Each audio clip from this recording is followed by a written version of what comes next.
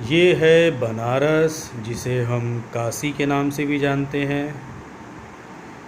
आज हम काशी में जो भूमिहार राजा थे उनके बारे में जानकारी हासिल करेंगे। नमस्कार, मैं एक सीरीज़ बनाने जा रहा हूँ, एपिसोड बनाने जा रहा हूँ कि जो भारत देश में ढेर सारे राजा रजवाड़े थे और ढेर सारे राजा रजवाड़ों की कहानी हम इतिहास में पढ़ते आ रहे हैं। लेकिन कुछ राजा रजवाड़ों की कहानी इतिहास में पढ़ने को नहीं मिल पाती है, या हो सकता है कि उनके राज्य में उनको पढ़ाया जाता हो लेकिन बाकी राज्यों में वो नहीं पढ़ाया जाता हो, बाकी राज्य में वो नहीं समझाया जाता हो। तो इसलिए मैंने सोचा कि चलो एक हम इसके ऊपर एपिसोड ही बनाते हैं। तो मैं ज़्यादा आप लोगों का समय न लेते हुए, मेरा नाम वेद है, वेद प्रकाश पांडे नाम है, और मैं भी भूमिहार समाज से आता हूँ। इसलिए मैं एक भूमिहार जो राजा रजवाड़े थे हमारे देश में, जो उत्तर तो सबसे पहले शुरुआत करेंगे, मतलब जो उत्तर प्रदेश में राजा थे, जो बिहार में राजा थे, उनमें सबसे पहले शुरुआत करेंगे जो हमारी सबसे बड़ी धार्मिक स्थली है, जिसे हम काशी कहते हैं। काशी जो है, यह इसको कहा जाता है कि ये 5,000 साल पुराना ये शहर है। ये बहुत प्राचीन शहर है। तो 5,000 साल पुरानी बातें तो मैं बता नहीं सकता हूँ कि ये किसका शहर है। कुछ लोग महाभारत में चल जाते हैं कि महाभारत ये हुआ था, वैसा हुआ था। तो जिस चीज़ को हमने देखा नहीं है, मैं उस चीज़ के बारे में नहीं बता पाऊँगा। लेकिन जो चीज़ हमारे इतिहास में लिखा हुआ है, जो गूगल में सर्च करके लिखा हुआ है, वो लिखा हुआ है कि आधुनिक बनारस में किसका साम्राज्य था। तो आधुनिक साम्राज्य में बनारस पर भूमिहारों का साम्राज्य था। तो इसमें जैसे कि इसमें आप बनारस जो था, वो बनारस में रामगढ़ का किला है, और शिवाला घाट है, महारानी का किला है। तो ऐसी कई चीज़ें आपको वहाँ पे देखने के लिए मिलती हैं। देश विदेश से लोग उसको देखने के लिए आते हैं। इसके बाद मैं आप लोगों को बताऊंगा कि वहाँ पर किस राजा ने, उनका नाम क्या था, और किस राजा ने कौन से सन से कौन सा सन तक वहाँ पर राज्य किया था, और वो वहाँ के राजा थे। और आज भी जिनको गद्दी मिली है, जो उस गद्दी के हकदार थे, जिनको गद्दी मिली है, वो आज भी अपने परंपराएं हैं उसका निर्वहन कर रहे हैं। उनकी जो परंपराएं हैं उसको निर्वहन कर रहे हैं।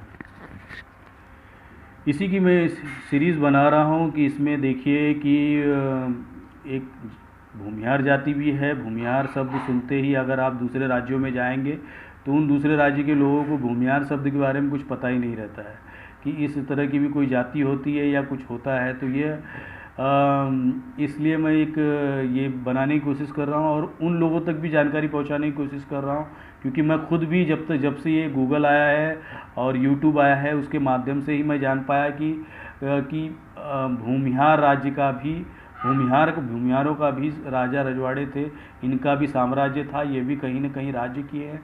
और ये भी जैसे कि इन्होंने बनारस हिंदू यूनिवर्सिटी के लिए 1350 एकड़ ज़मीन दान की है।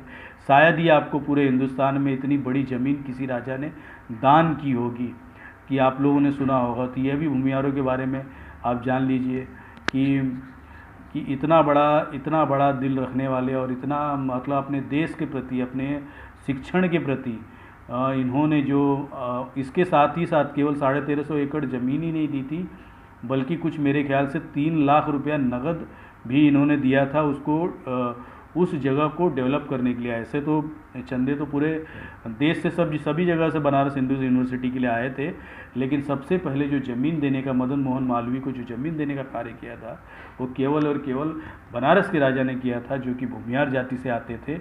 यह जानकारी मैं इसलिए दे रहा हूँ कि लोग इनके बारे में जानें और उनको बारे में समझें, क्योंकि कहीं ना कहीं वो भूमिहार समाज के बारे में कुछ न कुछ निगेटिव फैला हुआ रहता है। निगेटिव चीज़ें, बातें समाज में गई रहती हैं, और वो निगेटिव करके देखेंगे कि आप भी, जितने भूमिहार जाति के राजा रजवाड़े थे, ये कभी भी किसी भी राजनीतिक पार्टी में नहीं गए और कहीं किसी राजनीतिक पार्टी का झंडा और डंडा नहीं ढोया है।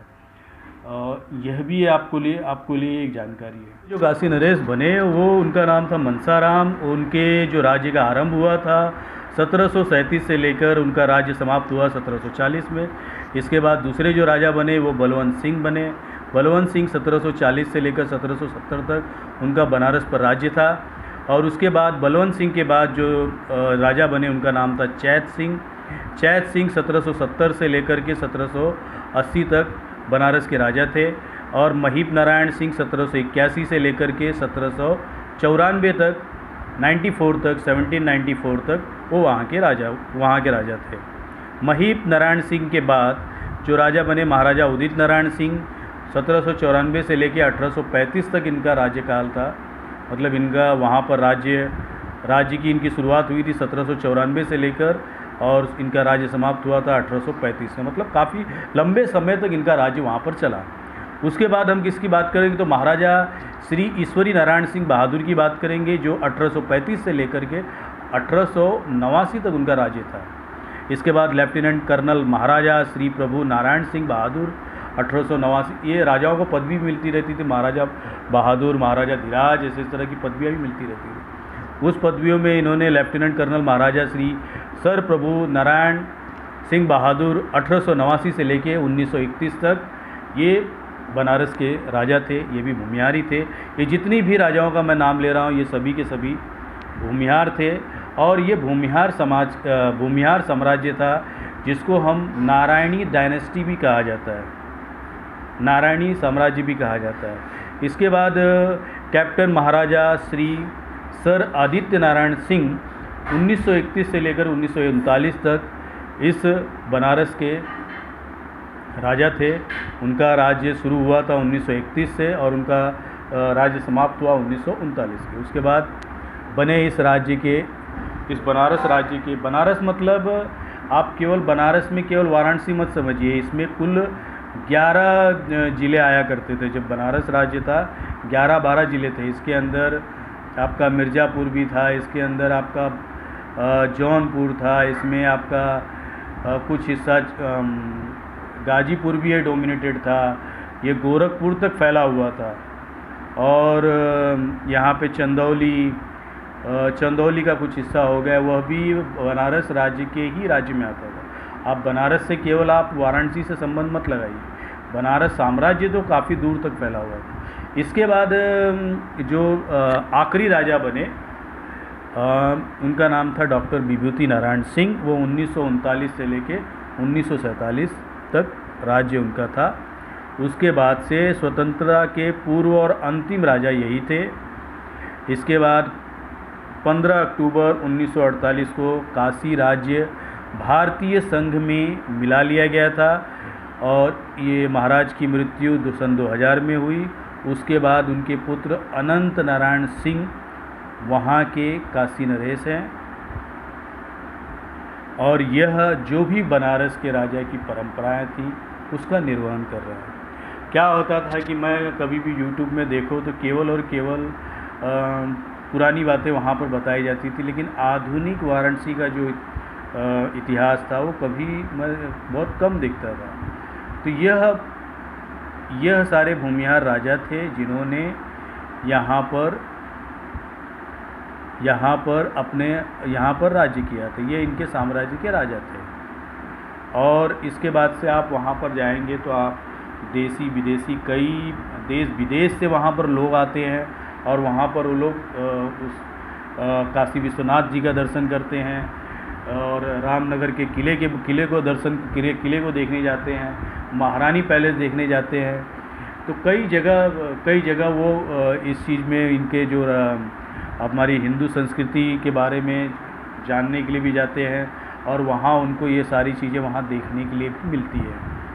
तो वहाँ के जो हिंदू राज्य के एक धरोहर श्री ये बनारस में भूमिहार राजा भी थे जिन्होंने अपने हिंदू संस्कृति को बचाए रखा और उसको बनाए रखा है। और आज भी जो अनंत नारायण सिंह हैं आज भी उन चीज़ों का वो निर्वहन करते हैं और उन चीज़ों के बारे में सही से आज भी वहाँ के लोग अपने राजा को बहुत मानते हैं। उनको शिव का अवतार उनको माना जाता है। काशी के लोग ऐसा मानते हैं कि भाई जो उनके राजा हैं वो शिव के अवतार हैं, ऐसा वो वहाँ के लोग मानते हैं। और तो यह था यहाँ के राजाओं की सूची, और ये यहाँ के साम्राज्य के मालिक थे। और तो उसी कड़ी में मैंने एक एपिसोड बनाया है कि आप लोग भी इसके बारे में जानें और समझें कि किस तरह से भूमिहार राज भी कहीं था। क्योंकि मैं अधिकतर किसी इतिहास में, या हो सकता है कि उस राज्य के इतिहास में पढ़ाया जाता हो, लेकिन बहुत कम इतिहास में देखने को मिलता है कि जहाँ पर आप भूमिहार शब्द का उपयोग करते हैं। तो ये कुछ ही जैसे राज्य थे। ऐसे माने जाते हैं कि 25 राजे रजवाड़े थे, जिसमें जो कि भूमिहार राज्य के भूमिहार लोगों के अंतर्गत आते थे। और दूसरे एपिसोड में हम लोग देखेंगे किसी दूसरे भूमिहार राज्य के बारे में। कुछ फ़ोटोग्राफ्स भी मैं आप लोगों को दूंगा, जिससे कि आप बनारस के किलों के बारे में और बनारस के राजा के बारे में समझ सकें। ये बनारस का ध्वज है, बनारस राज्य का। यह बनारस का राज चिन्ह है। यह रामगढ़ किला है जिसे बलवंत सिंह ने बनवाया था। ये राजगद्दी है बनारस की, और ये राज परिवार का एक फ़ोटो है।